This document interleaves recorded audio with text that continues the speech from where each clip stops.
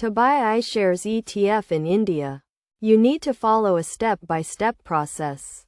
First, understand what iShares ETF is.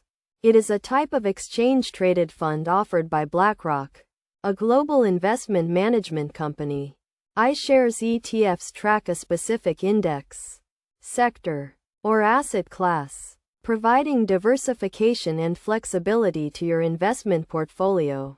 To get started, you need to open a trading account with a brokerage firm that offers international trading facilities, such as a CC Direct, HDFC Securities, or Kotak Securities. You can visit their website, fill out the application form, and submit the required documents, including proof of identity, address, and income.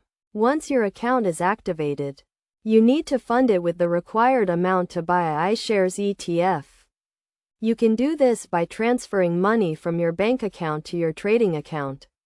Ensure that your trading account is enabled for international trading and that you have the necessary permissions to buy US-listed ETFs. Next, you need to choose the iShares ETF you want to buy.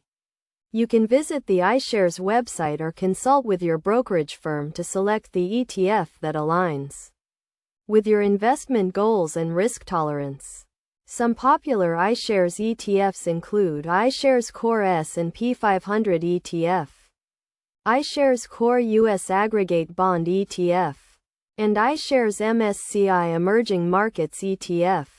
To place an order, log into your trading account.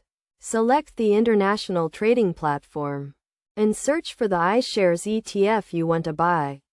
Enter the number of units you want to purchase and the price at which you want to buy. You can choose from various order types, such as market order, limit order, or stop-loss order. After placing the order, your brokerage firm will execute the trade on your behalf. You will receive a confirmation of the trade, and the iShares ETF will be credited to your Demat account. You can then monitor your investment and make adjustments as needed.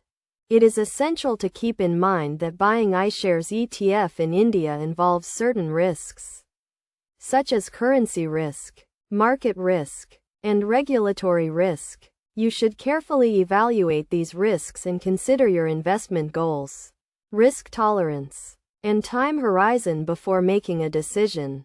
Additionally, you should be aware of the fees and charges associated with buying and holding iShares ETF, such as brokerage commissions, management fees, and other expenses.